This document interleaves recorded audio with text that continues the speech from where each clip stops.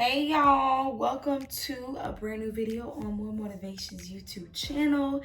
I am so excited to be consistently back with you guys because your girl was lazy, slacking, doing the most, just not feeling like I had what it takes to come up with quality content to bring to the people. But the devil is a liar, and I am here with you today because we got some things to talk about. Some things that's gonna free you, gonna free me as I take my own advice, and we're just going to just release the chains together. So, and I call these segments More Motivation Soul Chat, where I just kind of chillax, sit down with you guys, and just kind of give you a piece of what God has given me, what He's placed in my heart to just share with you. So it's a very intentional topic, I should say. We're gonna get into how we need to use wisdom with letting new people in our life and letting the trash go. How to use wisdom with letting new people in your life. Now, letting toxic people go is something that I talk about frequently, but I'm using a different angle this time because I don't think we can never hear enough of being reminded of letting certain people go. Like, this is something that is a big deal in the evolution of where God is trying to take us. So the biggest ministry you can ever walk in within your life is the letting people go ministry. And we're gonna talk about it today. Briefly, I won't be before you long, as the pastors be saying when they really about to be before you long. So, oh Lord, where do we start? I feel like I'm a very friendly person, and I like being around people who match my energy, right? So when I'm in new social gatherings, or pre-corona, of course, or new social crowds, or just any environment where there's new people to meet and new energies, new personalities, it excites me because it's like, wow, I get to be around creatives, different people, and it kind of ignites your friendliness. It ignites the organic, natural conversation with people that you don't really know. And so in your mind, or at least in my mind, I'm like, cool, I could see myself hanging out with this person a little bit more. I could see us linking up, I could see us hanging out. And in many occasions, I have spoke too soon or given the person way more credit than they deserved just off of our one encounter. Now that's normal. That's a human, I would say, occurrence that everybody walks through, where you go off one interaction with a specific person, whether it be on a romantic level or on a friendship level or on a business level, and you're sold. You're like, oh, I want to get to know this person more. Like, I would love to be around this person more.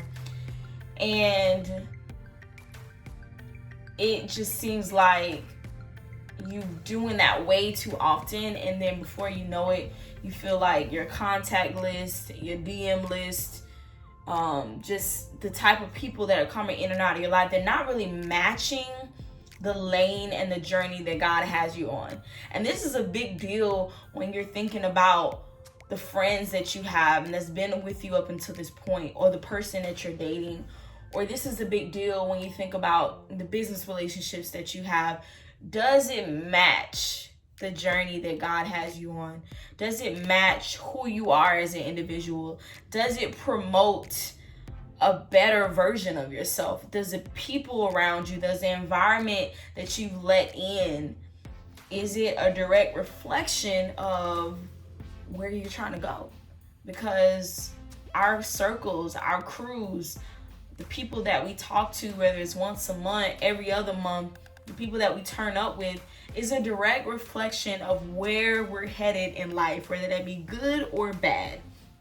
So you have to be so careful that don't have a gullible nature because you long to be around company, and you long to have somebody to go places with you, or you long to look like everybody that's lit on social media, that has that crew at their birthday parties, and the nice crew to sit down and eat with.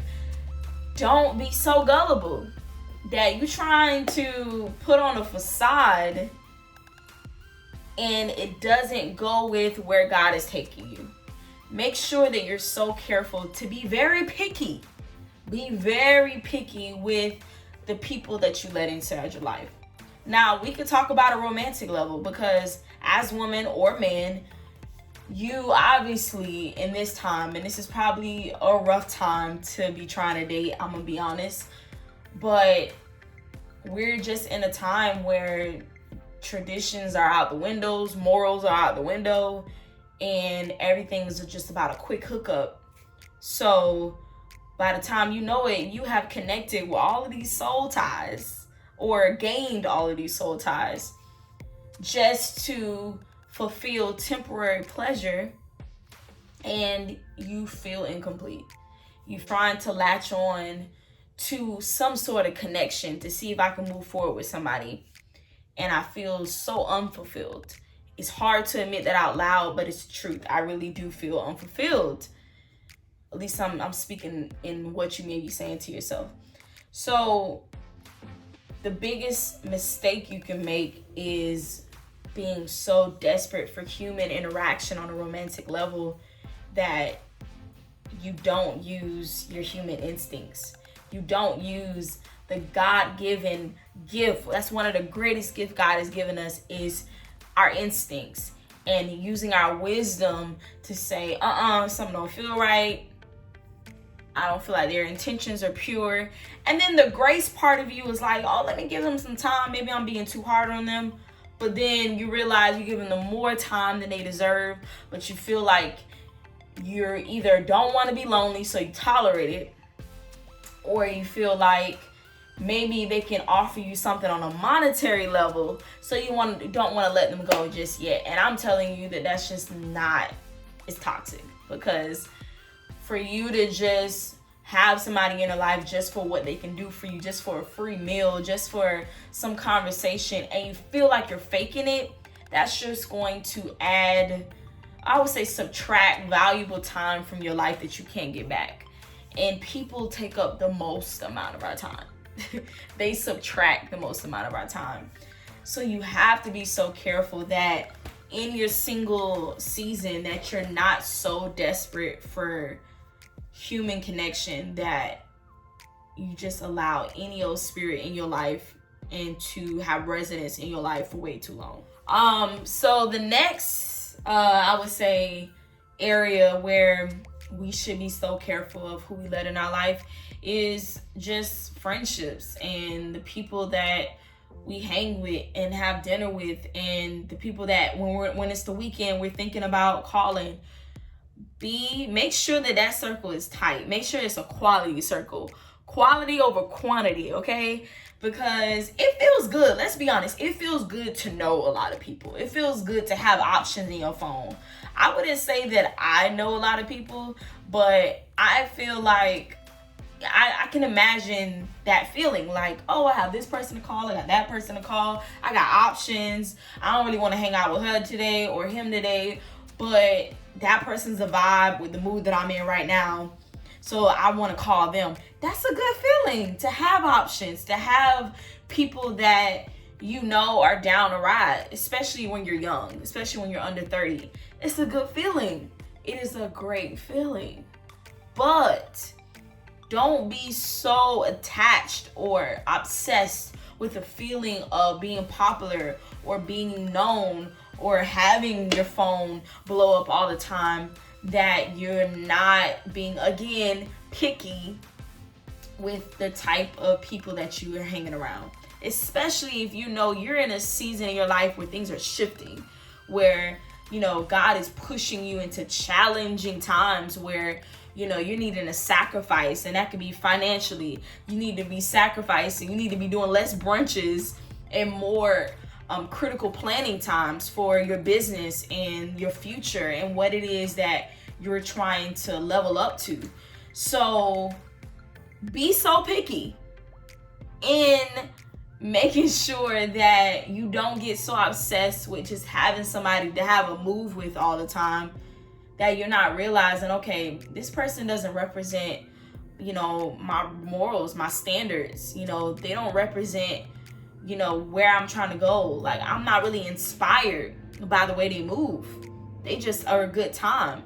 And it's not very smart to only have friends who are a good time, but you can't pull something from them. Like, I love looking at my friendships and saying, no, she inspires me, he inspires me. Like, I like looking at the people that I love and do life with and really feeling like just by watching them, they push me to greatness, because seeing that they can do it and seeing that they chose to have me in their life, I can do it too. Like, that's an amazing feeling to have people who can have fun, turn up when necessary, but also know how to reel it back in and have a balance in their life and really are going to the next level with where God is taking them. So it's so important to have boss friends who, regardless if they don't got a boss bank account, they got a boss mindset and they're so ready for what's next, and they're not gonna sit and sulk about whatever hurt and pain that they're going through. They're gonna just move past that. So I say,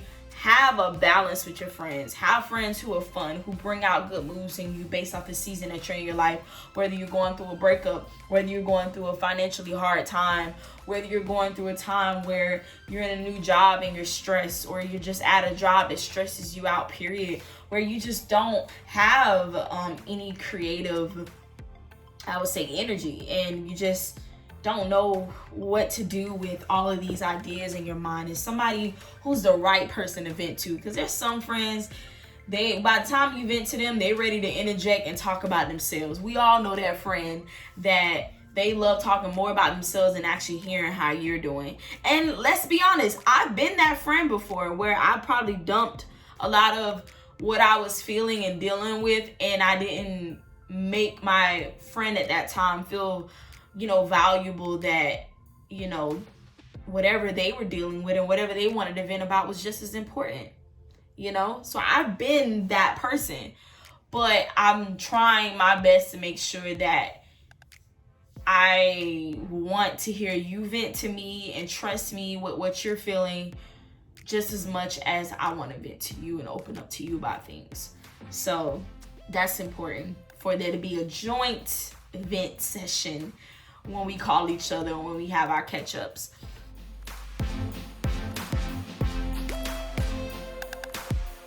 The biggest thing about having wisdom with letting certain people go is realizing that a lot of what you're not doing, a lot of the horrible mistakes that you made, a lot of the decisions that you're constantly making is a huge reflection of the people that you refuse to let go. Let's just say that. It's a huge reflection. Now, granted, those mistakes are a huge part of your growth and your evolution and the person that you're meant to be. Like, you're supposed to make mistakes. It's a part of human nature. But at sometimes those continual mistakes are a huge reflection of a certain person or a specific group of people in your life that you refuse to let go, that you refuse to respectfully love them from afar. And because you refuse to do that, you're paying the price. You're paying a huge price on your future, because you have put more value over having them in your life than actually letting them go. And it's been a big part of your mental health. It's been a big part of, why things aren't moving the way you planned it in your mind, the way you prayed for it, because you're trying to pray yourself out of storms when the biggest answer to your prayer is just let them go, period. Let them go. It was like a shout moment, but all I could do is,